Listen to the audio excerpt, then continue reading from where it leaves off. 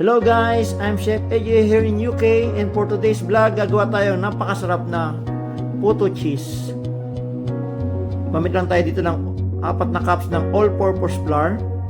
Lagyan natin sa ating malinis na bowl.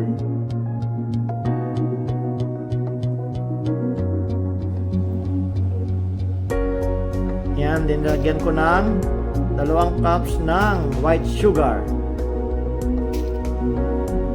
Pasensya na kayo, mahirap magtakal habang naghahawak ninyo sa kamay ng camera. Tapos 2 kutsara ng baking powder.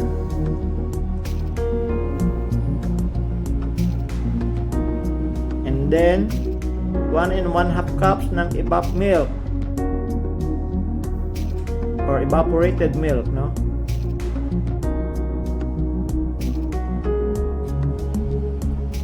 And then naglagay ako ng 2 cups of water.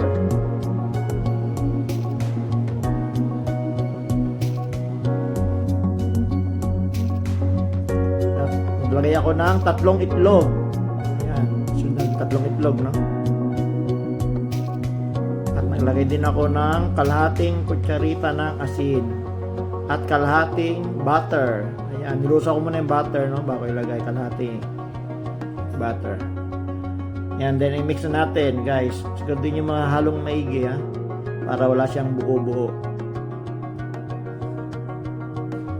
Habang ginagawa nyo ito, guys, siguraduhin yung papakulo na kayo ng tubig, no?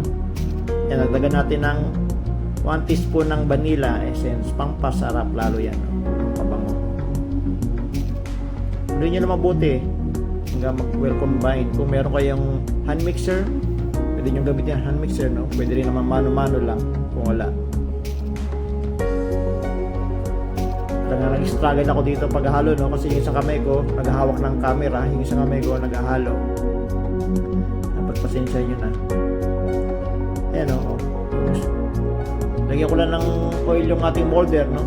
Bago ilagay yung ating mixture. Lagyan ko siya ng cheese on top. Tsaka ko siya in-steam ng 15 to 20 minutes na. Ayan, luto na. Napakabilis lang, napakadaling gawin. Napakalambot pa. Pwede nyo itong ipanghanda, no? Please don't forget to subscribe my channel, no? Maraming salamat and God bless. Thank you. Enjoy your puto cheese.